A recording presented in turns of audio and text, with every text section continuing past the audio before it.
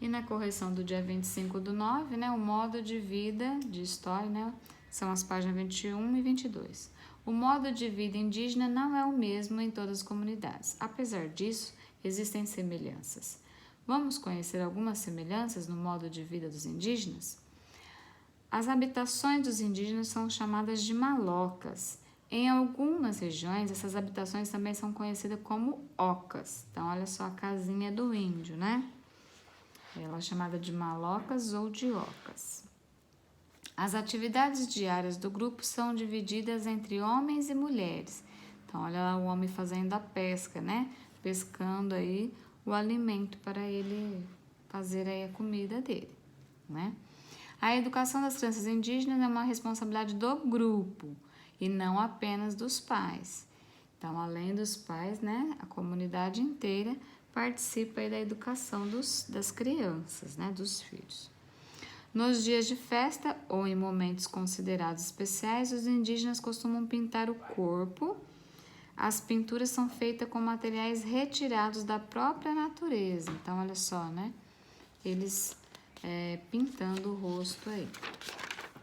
E na página 22, compreendendo a história, o texto a seguir é sobre os indígenas. Leia para depois as atividades. Então, antigamente, nós, Pataxó, vivíamos exclusivamente da caça, da pesca e de frutas da floresta.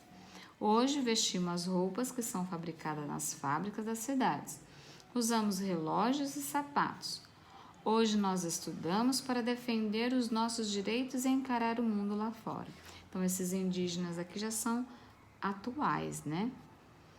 Então, use as palavras indicadas nos quadros para completar a frase. Então, as palavras são direito, passado e sapatos, né? Na atividade A.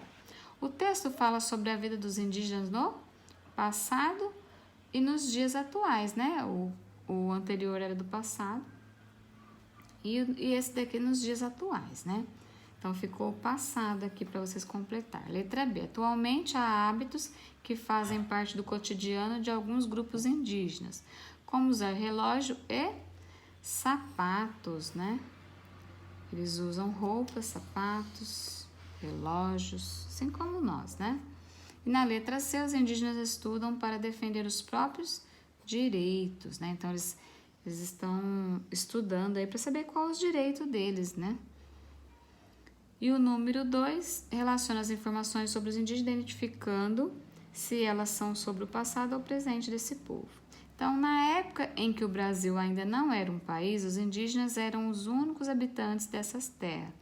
Então, aqui é do passado que está falando, né? Olha, na época em que o Brasil ainda não era um país, então é lá no passado.